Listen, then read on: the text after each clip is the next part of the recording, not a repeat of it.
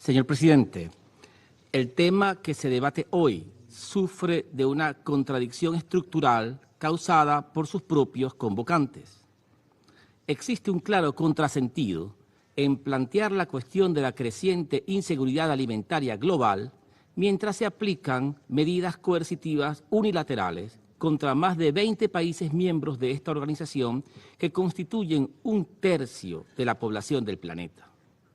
No es posible proponer soluciones a la crisis alimentaria mundial y al mismo tiempo transgredir la Carta de las Naciones Unidas y el derecho internacional, amenazar la paz y la seguridad internacionales y violar los derechos humanos de pueblos enteros, especialmente el derecho a la alimentación. Señor presidente, las medidas coercitivas unilaterales se constituyen en una planificada y deliberada violación de los derechos humanos y alimentarios. Se trata de una política de agresión que ha sido agravada durante la recesión económica y la emergencia humanitaria globales ocasionada por la COVID-19. Esas medidas están acompañadas, además, de una estrategia hostil de máxima presión orientada a la asfixia económica y al aislamiento internacional de los estados, todos con el fin de que el mayor sufrimiento posible degrade las condiciones de vida de la población y genere una convulsión interna que facilite el cambio de régimen en estados soberanos. Son una herramienta de dominación geopolítica para avanzar los intereses egoístas de un bloque de poder con ambiciones mundiales. Las medidas coercitivas unilaterales son armas de guerra económica que obstruyen el acceso a los sistemas financieros, que roban literalmente las reservas internacionales de naciones enteras, que vulneran las cadenas de suministros de los sistemas alimentarios nacionales e internacionales y que aumentan la inestabilidad alimentaria mundial. Contrariamente a lo que afirman los estados transgresores, los alimentos y las medicinas no están exentos de las mal llamadas sanciones y las supuestas exenciones humanitarias son realmente inexistentes e ineficaces, como lo han reconocido los expertos independientes de las Naciones Unidas. En este contexto, recordamos que la Organización Mundial de la Salud, en su segunda Conferencia Internacional sobre Nutrición, reconoció que, en comillas, el comercio es un elemento fundamental para lograr la seguridad alimentaria y la nutrición para todos, a través de un sistema de comercio mundial justo y orientado al mercado. Y reafirmó además que la necesidad de abstenerse de imponer medidas que no se ajustan al derecho internacional, incluida la Carta de las Naciones Unidas, y que pone en peligro la seguridad alimentaria y la nutrición, cierro comillas. Así, queda claro el impacto negativo de las medidas coercitivas unilaterales sobre la seguridad alimentaria mundial. Señor presidente, muchos países pueden contribuir a aumentar la estabilidad de la seguridad alimentaria internacional si se les permitiera desarrollar a plenitud sus capacidades. Venezuela es un ejemplo. El continente africano es otro ejemplo.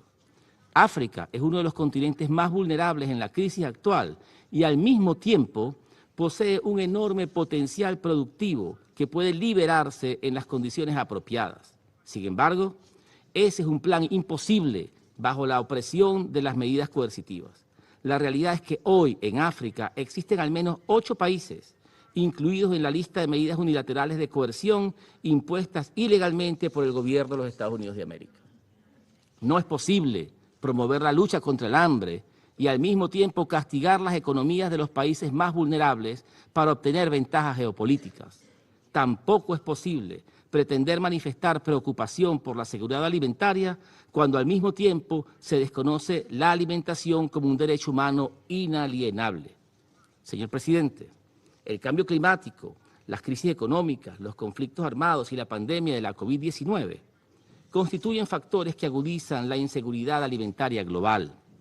El conflicto en la región de Europa del Este es un nuevo factor perturbador. La respuesta a esta nueva crisis debe ser liberar el potencial productivo alimentario de todo el mundo, así como incrementar el comercio internacional para reducir el riesgo de escasez de alimentos en los próximos meses y años. Sin embargo, en total contradicción con ese propósito, se ha desatado la mayor ola de medidas coercitivas unilaterales desde la Segunda Guerra Mundial. El aislamiento planificado de la Federación Rusa para degradar las condiciones de vida de su pueblo con el objeto de provocar un cambio de régimen es una propuesta inaceptable desde todo punto de vista, sea moral, legal, económico, racional o simplemente humano. Pero peor aún, la coerción ejercida sobre el resto del mundo para impedir el comercio legal con Rusia y sacrificar cruelmente a sus propios pueblos, no solo es ilegal, sino que impone riesgos inaceptables a la seguridad alimentaria, social y política de centenares de millones de personas en los países en desarrollo, fundamentalmente. Ese no es el camino para resolver la crisis alimentaria mundial que se avecina. Señor presidente, la seguridad alimentaria mundial es compleja y son muchas las acciones que deben ejecutarse para evitar las predicciones más pesimistas. Así, es necesario enfatizar que todo plan para enfrentar la crisis alimentaria que ignore el impacto destructivo de las medidas coercitivas unilaterales y que no proponga su eliminación completa e inmediata no es sincero, no es creíble y sobre todo está condenado al fracaso. Será una nueva maniobra para sacar egoístas ventajas nacionales de una crisis internacional.